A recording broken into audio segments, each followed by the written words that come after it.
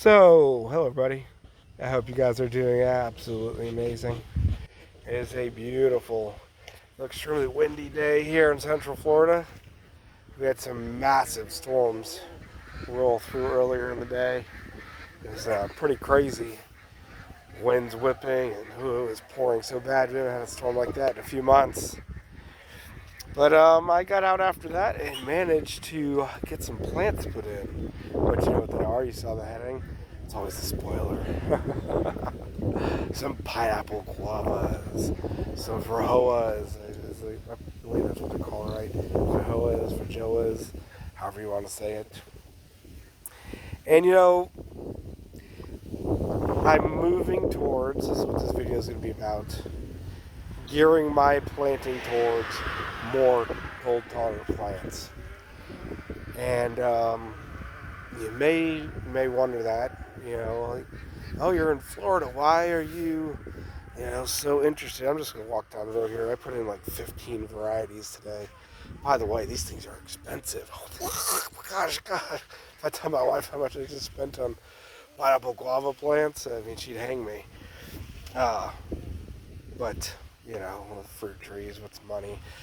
And I'm just gonna walk down over here. But anyway, especially in light of the USDA or whoever just changing around our zoning maps and everything and making Florida even warmer.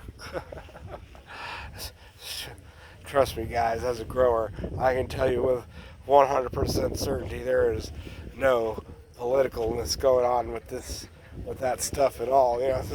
Got nothing to do with politics and everything to do with just helping you grow stuff, telling you the world's getting warmer and it's all from us, and Florida's getting warmer and gotta change the growing zones. Yes, well, I'm here to tell you as a long-time grower in this area of Central Florida, where we have always been Zone 9B, that I am moving towards more cold-tolerant plants.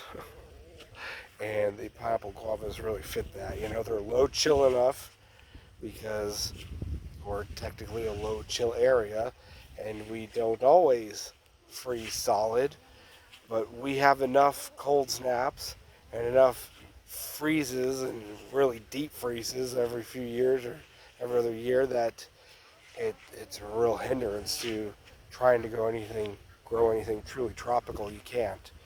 It'll kill the largest mangoes and the largest non-cold tolerant avocados and knock back the sugarcane and whatnot. And it's been my experience. I track the weather in our winters very diligently, for my own personal, records and everything. And the past 10 years even, there's been a lot more instances where we have been a lot colder than we have been a lot warmer. Just saying. It's Florida. We're up north. It's pretty normal for us to freeze solid one night and be in the 80s the next day. That's a given.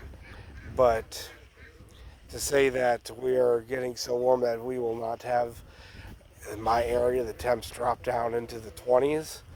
And within the past 10 years, we've actually done it 4 times where we've dropped below 25, and a couple times where we've been in the low 20s for long enough to really kill even some cold tolerant, tropical plants. So I personally, again, am moving towards a lot of fruit trees, a lot of crops, perennials, there you go, that can take the heat, can take the disease pressures, the heat pressures, the humidity, but can also take those really, wild swings in temperature, which are completely normal, by the way, guys. It's completely normal. It's not just some random thing that started happening. It's pretty normal for the south of the United States to have these standard temperature swings. It's just what it is, and anyway, so I'm moving towards, berry plants. Stop it, it's the New Year's resolution. It's like drives me like crazy. It's like the but even here, I believe actually in the new, with the new temperature updates and everything, my area is not even really supposed to see below 32 degrees, which is pretty wild, you know. It's,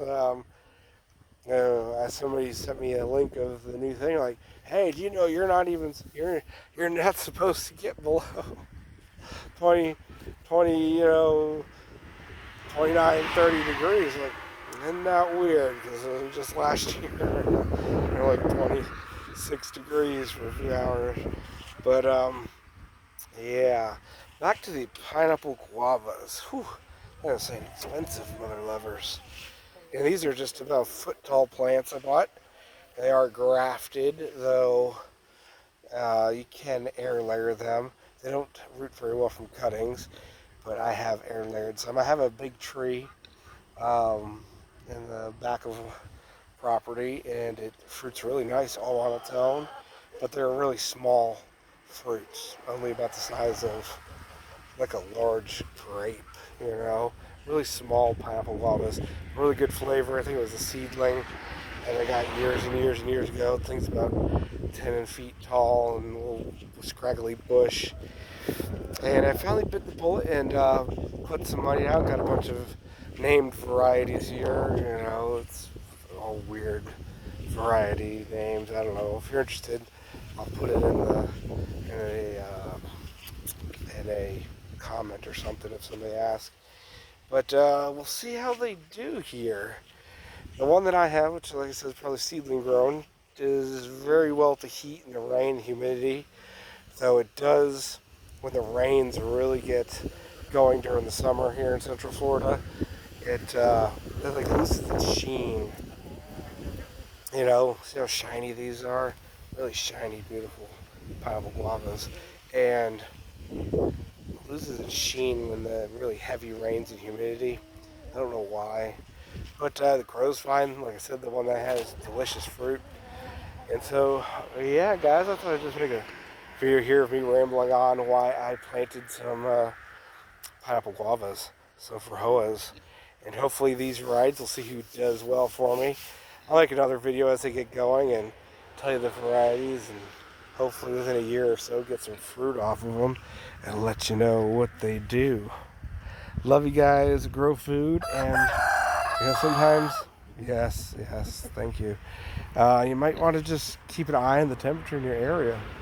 You know, you can't always go by official sources, and sometimes you just need to figure things out yourself and go from there. There's absolute zero substitute, guys, for your very own experience, regardless of what people will tell you. Sometimes you just can't beat it. You know. You can search for anything on the internet, guys, trust me, but the internet ain't going to give you experience. You got to do it yourself, and that is the 100% best and only way to be 100% sure of how things are going to do for you, how you're going to do with things. So get out there and do it. Grow that food, guys. Grow some pineapple guavas in Central Florida, where you are now officially never really supposed to freeze. Interesting. Or really freeze hard, that is, but we've been down below 20 more than once in the past 10 years.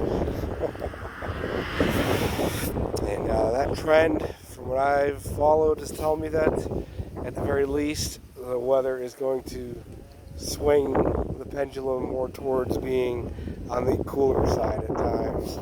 So I'm just covering my bases and putting in crops that can, perennial crops that, you know, can handle that cold at times. Not that I'm backing away from all the other stuff, but you know. Love you guys. See you later. Pineapple guavas.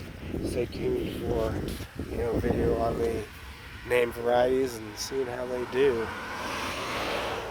Our heat and rain and humidity will be back soon enough, and things will be growing in full swing for those springs and summers, right? See you later.